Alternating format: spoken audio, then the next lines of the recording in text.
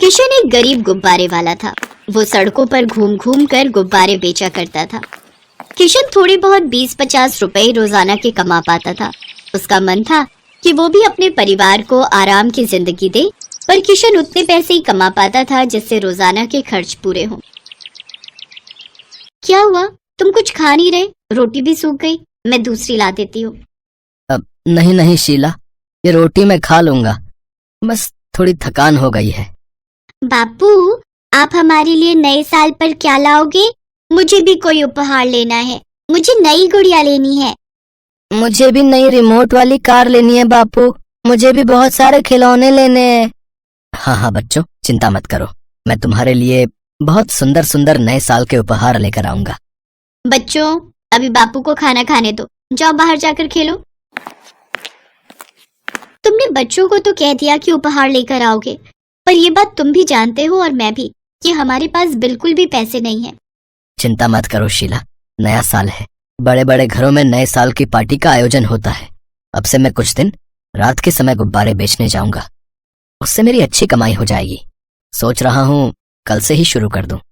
ठीक है, पर अपना ख्याल रखना। रात के समय तुम काम पर निकलोगे तो मुझे तुम्हारी चिंता रहेगी। अरे तुम चिंता मत करो, मैं अपना ख्याल रखूंगा। अगले दिन से किशन रात के समय गुब्बारे बेचने के लिए जाने लगा। वो रोजाना रात को जगह जगह जहाँ पार्टी का आयोजन होता वहाँ पर गुब्बारे बेचने के लिए चला जाता। एक रात किशन एक बड़े बंगले के बाहर गुब्बारे बेचने के लिए खड़ा हो गया। उस कोठी का मालिक श्याम प्रकाश बहुत घमंडी था। अरे रामू, इस गुब्बारे वाले को यहाँ से हटा, मेहमान आ जा रहे हैं, हटा इसे यहाँ से। ओ भैया, ओ जाओ भैया यहाँ से, साहब ने कहा है कि तुम यहाँ खड़े नहीं हो सकते, मेहमानों के आने का समय हो रहा है। भैया मैं वहाँ सामने दीवार के पास जाकर खड़ा हो जाऊं? मैं सोच रहा था थोड़े गुब्बारे बिक जाएंगे तो मेरी कमाई हो जाएगी। हाँ हाँ, वहाँ सामने जाकर खड़ा हो जा, पर इस बंगले के नजदीक मत रहना, नहीं तो मालिक मुझे गुस्सा करेंगे। किशन बंगले से थोड़ी दूर जाकर खड़ा हो गया। ये बात श्याम प्रकाश को हजम नहीं हुई और वो गुस्से में किशन के पास आया। तुझे बंगले के सामने से हटाया तो तू सड़क के इधर आकर खड़ा हो गया। तुझे पता है ना आज मेरे घर में न्यू ईयर की पार्टी है, मेहमान अपनी कार से यहीं से गुजर रहे हैं और तू है कि यहाँ गुब्बारे बेचकर भीड़ इकट्ठी कर रहा है। जाता है यहाँ से या बताऊं तुझे? अभी यहाँ मेरे बंगले के सामने नजर भी मत आ जाना। साहब मैं बहुत गरीब हूँ, मेरे पास गुब्बारे बेचने के लिए इससे अच्छा दूसरा कोई समय नहीं है। गुब्बारे बेच लूंगा तो कुछ दिन घर में चूल्हा जल जाएगा, इसी उम्मीद से यहाँ खड़ा होकर गुब्बारे बेच रहा हूँ। मुझे कुछ नहीं सुनना, अभी के अभी यहाँ से बिल्कुल हट जा और मुझे दिखाई भी मत देना। किशन थोड़ा घबरा गया और उदास मन से वो श्याम प्रकाश के बंगले से थोड़ी दूर जाकर खड़ा हो गया, पर वहाँ पर कोई भी उससे गुब्बारे नहीं खरीद रहा था क्योंकि उस जगह पर अंधेरा भी था और वो सुनसान सड़क थी। वहाँ बंगले के पास रोशनी भी थी और लोग भी आ जा रहे थे। यहाँ से तो अंधेरे में कोई भी नहीं निकल रहा, कोई मेरी तरफ देख भी नहीं रहा है। मुझे लगता है आज मेरे गुब्बारे नहीं बिकेंगे, मुझे खाली हाथ ही घर लौटना होगा। कुछ ही देर में नया साल आने वाला था, पर किशन चुपचाप उदास खड़ा हुआ था। कुछ देर तक तो उसने इंतजार किया कि कोई न कोई उस जगह गुब्बारे खरीदने आएगा। किशन घर जाने के लिए जैसे ही थोड़ी दूर पहुंचा, उसने देखा एक गाड़ी तेजी से उसके आगे से गुजरती हुई बंगले के सामने खड़ी हुई है। किशन को थोड़ी गड़बड़ लगी। गाड़ी में से कुछ नकाबपोश बदमाश कार से बाहर निकले और बंगले के अंदर घुस गए। किशन समझ गया कि जरूर ये बदमाश यहाँ चोरी और डकैती के लिए आए हैं। लगता है ये बदमाश लूटपाट के लिए आए हैं, पर अब मैं क्या करूं? मुझे कुछ करना होगा, वरना ये बदमाश अंदर घर के मालिक और बाकी मेहमानों को नुकसान पहुंचा सकते हैं। यहाँ पुलिस स्टेशन ढूंढना होगा, मुझे पुलिस को खबर देनी होगी। उसने एक दो लोगों से नजदीकी पुलिस स्टेशन के बारे में पूछा। आखिरकार उसे पुलिस स्टेशन में ले गया। साहब जल्दी चलिए, यहाँ से थोड़ी दूर एक बड़ा बंगला है, वहाँ पर बदमाशों ने हमला कर दिया है। उस घर में नए साल की पार्टी चल रही है, मुझे डर है कि कहीं वहाँ बदमाश कोई नुकसान न पहुंचा दे। क्या ऐसी बात है? घबराओ नहीं, हम अभी अपनी टीम को लेकर वहाँ पहुँचते हैं। किशन पुलिस को लेकर श्याम प्रकाश के बंगले पर पहुँचता है। पुलिस बंगले को चारों ओर से घेर लेती है। सभी बदमाशों को पकड़ लिया जाता है। थैंक यू इंस्पेक्टर साहब, आपने समय पर आकर इन बदमाशों को पकड़ लिया। अरे भाई थैंक यू मुझे नहीं, इस गुब्बारे वाले को कहिए, यही हमारे पास तेजी से भागता हुआ आया था, तभी हम समय पर पहुंच पाए। अब आप लोग सेफ हैं, हम इन बदमाशों को पकड़ कर ले जा रहे हैं, सब कुछ ठीक है। बदमाशों को पुलिस पकड़ कर ले जाती है। श्याम प्रकाश बहुत शर्मिंदा था कि उसने जिस गुब्बारे वाले को अपने बंगले के गेट से हटवा दिया, यहाँ तक कि सामने भी नहीं खड़ा होने दिया, आज उसी गुब्बारे वाले ने मुसीबत के समय उनकी मदद की। अब मैंने तुम्हारे साथ कितना बुरा व्यवहार किया, फिर भी तुमने हमारी मदद की, अब उसके लिए बहुत बहुत शुक्रिया। अब साहब, इसमें शुक्रिया की कोई बात नहीं, मुसीबत के समय साथ देना तो सभी का फर्ज होता है। साहब, अब मैं चलता हूँ, बहुत रात हो गई है। अब किशन, जरा रुको। सरिता, वो जो न्यू ईयर के गिफ्ट हमने मंगवाए थे, जरा वो तो लाना। जी, अभी लाई। बातों बातों में तुम्हारा नाम पूछना तो भूल ही गया। साहब, मेरा नाम किशन है। अच्छा, तो तुम गुब्बारे बेचते हो? हाँ साहब, और कोई काम करने के लिए पैसे चाहिए, इसीलिए ये गुब्बारे बेचकर थोड़ी बहुत कमाई कर लेता हूँ। चिंता मत करो किशन, तुमने हमारे लिए इतना कुछ किया है तो मेरा भी तो फर्ज बनता है कि मैं तुम्हारे लिए कुछ करूं। ये लो, ये कुछ उपहार नए साल के तुम्हारे और तुम्हारे परिवार के लिए। और बाकी कल तुम मुझसे मिलना। मैं चाहता हूं कि तुम मेरे घर नौकरी करो, मैं तुम्हें अच्छी पगार दूंगा। कल से तुम मेरे पास ही काम करोगे। बहुत बहुत शुक्रिया साहब।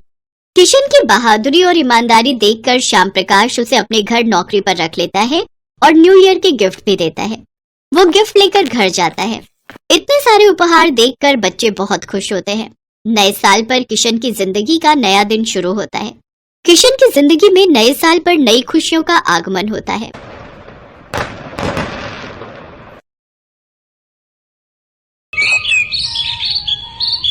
नीलम क्लास में आ ही रही थी कि अचानक वो बहुत तेज के गिर जाती है। उसकी बैसाखी एक तरफ जाकर गिरती है। ये लंगड़ी का रोजाना का यही ड्रामा है, आते ही पूरी क्लास का माहौल बिगाड़ देती है। नीलम, मेरी बच्ची कैसे गिर गई? उठ बेटा उठ। नीलम, ये तेरी बैसाखी, ये ले। सोनिया और नीलम एक ही कॉलेज में पढ़ती हैं।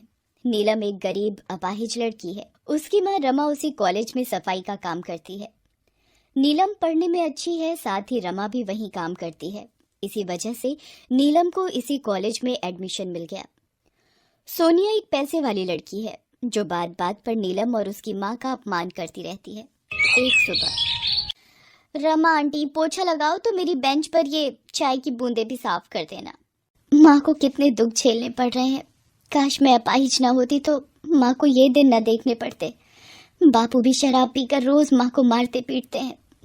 वो भी मेरी वजह से कितना कुछ सुनती हैं। नीलम का पिता रमेश शराबी था। रोज रात को पीकर वो उसकी माँ रमा को मारता पीटता था। रमा बेचारी कॉलेज में साफ सफाई का काम करके घर का गुजारा करती थी और किसी तरह वो अपनी बेटी नीलम को पढ़ा रही थी। नीलम जब अपने पिता के दुर्व्यवहार को देखती तो बहुत रोती। एक शाम तो हद ही हो गई जब रमेश कुछ लोगों को घर ले आया। जी आइए आइए। रमा, ये सुंदरलाल जी हैं। इस शहर के बड़े व्यापारियों में से एक हैं। मैंने इन्हें अपनी नीलम के बारे में बताया था। ये नीलम से शादी के लिए तैयार हो गए हैं। मैंने तो कह दिया है, हमारे पास लड़की के सिवा कुछ नहीं है देने के लिए। जरा इधर आना। ये लड़का नहीं, एक 60 से 65 वर्ष का बूढ़ा इंसान है। जरा इसकी उम्र तो देखो। तुम इसके साथ अपनी बेटी की शादी करना चाहते हो? खबरदार, तेरी जरा सी आवाज भी आई, एक तो तेरी लड़की के लिए रिश्ता ढूंढ कर लाया हूँ।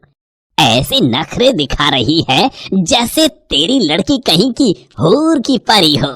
सबको पता है हमारे नसीब फूटे हुए हैं। हमारी बेटी लंगड़ी है। जब तक मैं जिंदा हूँ मैं अपनी बेटी को ऐसे ही किसी के गले नहीं बांध दूंगी। कितने पैसे खाए हैं इन लोगों से शराब पीने के लिए। हमें कोई शादी नहीं करनी। आप सब यहाँ से चले जाइए। मेरी बेइज्जती करने के लिए तू यहाँ लेकर आया था। एक तो तेरी अपाहिज लड़की पर तरस खाकर मैंने उससे शादी करने के लिए हाँ कह दी। चलो भाइयों यहाँ से, सारी उम्र अपनी लंगड़ी बेटी को बैठा कर रखना। तेरी वजह से मेरा कितना नुकसान हो गया। ये वैसे कुछ काम की नहीं, कम से कम इसकी शादी के बदले कुछ फायदा हो जाता। पूरे 2 लाख रुपए सुंदरलाल जी शादी के बदले देने वाले थे मुझे। तूने सब खराब कर दिया। हट, बोतल चढ़ाने दे, सारा नशा उतार दिया। रमेश एक लालची पिता था। वो चाहता था कि वो नीलम की शादी उस समीर सुंदरलाल से कर दे ताकि उसे पैसे मिल जाएं। इसलिए वो सुंदरलाल को दोबारा मनाने के बारे में सोचने लगा। नया साल आने वाला था। सोनिया कॉलेज में एक अनाउंसमेंट करने वाली थी। फ्रेंड्स, मैं आप सबको बताना चाहती हूँ कि इस बार न्यू ईयर की पार्टी मेरी तरफ से है और आप सब इनवाइट हो। ये पार्टी मैं एक बहुत ही मशहूर क्लब में देने जा रही हूँ। फिर तो बहुत मजा आने वाला है। तुम्हारे नए साल की पार्टी का अलग ही मजा है। ड्रिंक्स, स्नैक्स, डांस पार्टी और बहुत कुछ। ये सोनिया लंगड़ी को भी बुलाना है क्या? वो देख क्लास में आ रही है। अरे बुला लूंगी, इसको भी बड़ा मजा आने वाला है। कोई ना कोई मनोरंजन करने वाला भी तो होना चाहिए, वरना पूरी पार्टी बोर जाएगी। रुक, मैं इसको आने के लिए कहती हूँ। नीलम, मैं अपने घर पर नए साल की पार्टी करने जा रही हूँ। वो बुलाया है। मैं चाहती हूँ कि तुम भी इस नए साल की पार्टी में जरूर आओ। देखो, मना मत करना। मैं चाहती हूँ कि हम सारे आपसी भेदभाव मिटाकर नए साल की शुरुआत करें। काम्या, तुम्हें भी आना है। मुझे पता है तुम नीलम की बेस्ट फ्रेंड हो, तो तुम दोनों का साथ भी रहेगा। ठीक है सोनिया, मैं और नीलम आ जाएंगे। तो ठीक है, कल रात तुम सब टाइम पर क्लब पहुंच जाना। काम्या, तुझे तो पता है मैं पार्टी और क्लब वगैरह नहीं जाती, फिर तूने हाँ क्यों बोल दिया? मैंने सुना है सोनिया की न्यू ईयर पार्टी देखने वाली होती है। चल लेंगे ना, फिर न्यू ईयर पार्टी रोज रोज थोड़ी होती है। ठीक है, पर एक बार माँ से पूछ लूं। घर जाकर नीलम रमा को सारी बात बताती है। नीलम, सोनिया का स्वभाव तो तुम जानती हो, पता नहीं तुम्हें भेजते हुए डर लग रहा है। आंटी जी, आप घबराओ नहीं, नीलम अकेली नहीं जा रही है, मैं भी उसके साथ पार्टी में जा रही हूँ। हम कुछ देर रुककर वापस आ जाएंगे। ठीक है काम्या, कुछ देर के लिए हम चलते हैं। नीलम और काम्या सोनिया की न्यू ईयर की पार्टी में चली जाती है। नीलम एक गरीब परिवार में पली बड़ी थी। वो पहली बार ही किसी क्लब पार्टी में आई थी। सोनिया, ये लड़की कौन है जिसे पार्टी में बुला लिया है? मोंटी, तुम देखते जाओ, पार्टी का मजा दुगना करने के लिए ही इसे यहाँ बुलाया है। काम्या, मैं कुछ देर यहाँ बैठ जाती हूँ। तुम मेरी चिंता मत करो, तुम दोस्तों के बीच एंजॉय करो। ठीक है, फिर मैं थोड़ी देर में सबसे मिलकर तेरे पास आती हूँ, तू यहाँ बैठ जा। इतनी देर में सोनिया माइक पर अनाउंसमेंट करने लगती है। फ्रेंड्स, जैसा कि आपको पता है, अगले 1 घंटे में हम सब नए साल में एंटर करेंगे। तो अभी सब लोग डांस फ्लोर पर आएंगे और झूम कर नाच कर नए साल का स्वागत करेंगे। सब लोग आ चुके हैं, म्यूजिक प्लीज। नीलम, तुम वहाँ टेबल पर क्या कर रही हो? तुम डांस करने नहीं आ रही क्या? अरे सोनिया, भूल गई, ये तो लंगड़ी है, ये ठीक से खड़ी भी नहीं हो पाएगी और तुम इसे नाचने के लिए बोल रही हो। ओह, मैं तो भूल ही गई। सॉरी नीलम, तुम तो डांस कर ही नहीं सकती। तो फ्रेंड्स, आप लोग डीजे पर ड्रिंक्स और पार्टी के साथ म्यूजिक एंजॉय कीजिए। मोंटी, मेरे लिए एक ग्लास ड्रिंक बनवा लाओ प्लीज। ये मुझे ऐसे समझती है जैसे इसके बाप का नौकर हूँ। इसे सबक सिखाना ही पड़ेगा। ये गई नशे की गोलियां ड्रिंक में। सोनिया, तुम्हारा ड्रिंक। मोंटी, मुझे चक्कर आ रहे हैं। आओ कुछ देर रूम में चलते हैं। इस लड़की ने सोनिया की ड्रिंक में क्या मिलाया था और ये ऊपर कहाँ जा रहे हैं? मुझे कुछ गड़बड़ लग रही है। मोंटी, मेरी आंखों के आगे अंधेरा आ रहा है। तुमने मेरी ड्रिंक में कुछ मिलाया है क्या? बस कुछ ही देर की बात है सोनिया, फिर तुम मेरी बाहों में होगी। ये क्या कह रहे हो मोंटी? मुझे छोड़ो मुझे। अरे, इतनी मुश्किल से तो मेरे हाथ में आई हो, कैसे छोड़ दूं? बहुत दिनों से तूने मुझे अपना नौकर बना कर रखा हुआ था। आज मैं तेरे से अपना बदला लेकर ही रहूंगा। मैं तुझे कहीं का नहीं छोड़ूंगा। ये तो सोनिया है और ये मोंटी इसके साथ क्या कर रहा है? मुझे सोनिया को बचाना होगा, पर मैं क्या करूं? नीलम सोनिया को बचाने के लिए अपनी बैसाखी से पीछे की खिड़की तोड़कर किसी तरह अंदर आ जाती है। सोनिया भागकर नीलम के गले लग जाती है। नीलम अपनी बैसाखी से मोंटी पर वार करती है। इतनी देर में सोनिया कमरे का दरवाजा खोल देती है और होटल स्टाफ शोर सुनकर अंदर आ जाता है। सर, ये लड़का मोंटी मेरे साथ जबरदस्ती कर रहा था। आप चिंता मत कीजिए मैडम, मैं अभी पुलिस को बुलाकर इसे गिरफ्तार करवाता हूँ। आप घबराइए मत। सोनिया, तुम ठीक हो ना? नीलम, आज तुम्हारी वजह से भगवान का शुक्र है मैंने मोंटी को तुम्हारी ड्रिंक में कुछ मिलाते देख लिया।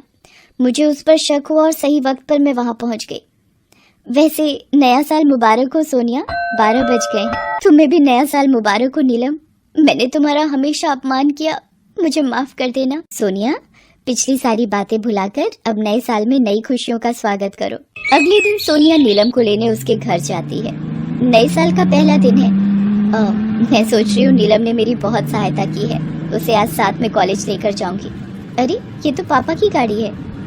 ये नीलम के घर के बाहर कैसे? सुंदरलाल जी, अब नीलम मना नहीं करेगी। हमें आपके साथ हमारी बेटी नीलम का रिश्ता मंजूर है। आप सगाई की अंगूठी नीलम को पहना दीजिए। पापा शादी करने वाले हैं, वो भी मेरी सहेली नीलम के साथ। पापा, आपको शर्म आनी चाहिए अपनी बेटी की उम्र की लड़की के साथ। छी छी पापा। नीलम, मेरे होते हुए अब तुम अपाहिज नहीं रहोगी। मैं तुम्हारे पैरों का इलाज करवाऊंगी। और पापा, आप यहाँ से चले जाओ तो ही अच्छा है। और आप नीलम के पिता होकर अपनी ही बेटी की पैसों के लिए किसी के साथ भी शादी कर रहे हो। शर्म आनी चाहिए आपको भी। सोनिया, मुझे ये शादी नहीं करनी। मुझे पढ़ाई करके नौकरी करनी है ताकि अपनी माँ की देखभाल कर सकूं। नीलम सोनिया के गले लगकर रोने लगती है। कुछ दिनों बाद सोनिया एक अच्छे डॉक्टर से नीलम के पैरों का इलाज करवाती है। नीलम के पैर ठीक हो जाते हैं और वो अपने पैरों पर खड़ी होकर चलने लगती है, मानो सोनिया ने उसे नए साल का सबसे बेहतरीन तोहफा दिया हो। सोनिया बेटिया, आज मैं बहुत खुश हूँ। मेरी बच्ची फिर से चलने लगी है और ये सब तुम्हारे कारण हुआ है बिटिया। सोनिया, आज तुमने मेरी जिंदगी में बहुत बड़ा उपकार किया है। मेरे पैर ठीक हो गए। अब मैं एक अच्छी नौकरी करके अपना और अपनी माँ का ध्यान रख सकती हूँ। सोनिया की वजह से नीलम के पैर ठीक हो गए और कॉलेज की पढ़ाई के साथ साथ वो एक अच्छी नौकरी पर लग गई। रमेश और सुंदरलाल अपने किए पर बहुत शर्मिंदा थे, पर शायद अपनी अपनी बेटियों से माफी मांगने के लिए उनके पास हिम्मत ही नहीं बची थी।